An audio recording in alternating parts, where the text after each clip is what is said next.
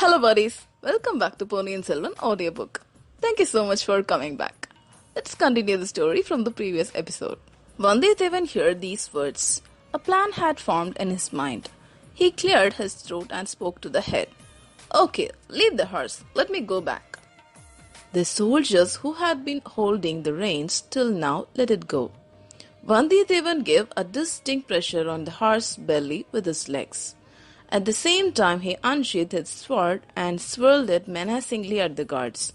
It appeared as if the great Mahavishnu was wielding his weapon, the golden disc. The horse leapt forward into the palace. The soldiers blocking the way fell down. The spears clashed against each other and fell on the ground. The horse jumped on those mean creatures who tortured it a little while ago. The soldiers who never expected the sudden attack fled in all directions. So many things happened at the same time. The large doors to the palace were banged shut. Catch him, thief, enemy, they all shouted. Spears clashed with swords, creating a deadly clattering sound. A huge drum sounded to proclaim danger.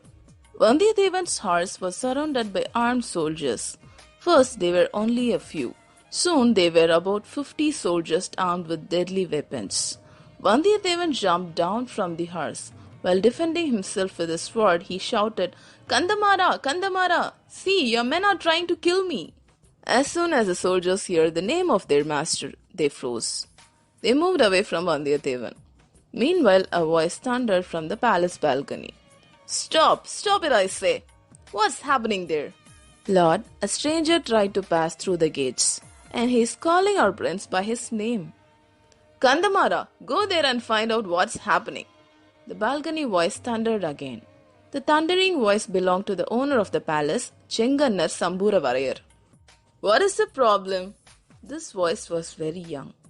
The soldiers stood away in respect. A young man came running. He looked at Vandiyathevan, who was still swirling his sword menacingly at the soldiers. Is that you? My dear friend, is it really you? The voice was very emotional. The young man ran up to Vandiyathevan and held him in a tight hug. Kandamara, I came here only because of your repeated invitation, and these people gave me a hero's welcome. Idiots, move away, fools. Kandamaran drove the soldiers away. Kandamaran held Vandiyathevan's hand and walked him into the palace.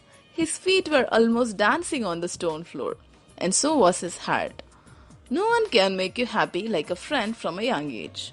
Of course, your beloved can make you happy, but when it comes to love, there is as much scope for grief as for happiness, as much heartbreak as for ecstasy. But in the case of a true friend, there would not be even a shadow of grief. Vandiyathevan could not hold his curiosity any longer. Anything special today? The security is tight and there are so many guests. The entrance is abuzz with activity.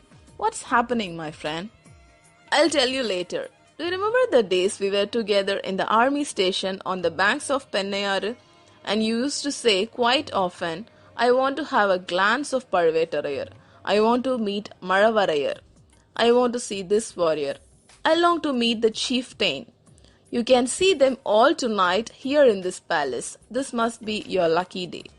Kandamaran led Vandiyathevan into the guest chambers of the palace. On the way, he took him to his father, Samburavarayar. Father, remember me talking about my close friend Vandiyathevan, the one from the clan of Vanas? This is him. Vandiyathevan folded his hands reverently towards the old man. The old man was not exactly delighted to see him. Oh, he was the one who created a ruckus at the gates. No, Dad. He did not create the ruckus. It was those idiots whom we have hired as guards for the day. Even then, he need not have chosen this day to visit us, and that too in the dark and after creating such a hue and cry.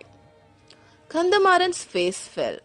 He did not want to argue with his father, and that too in the presence of his friend.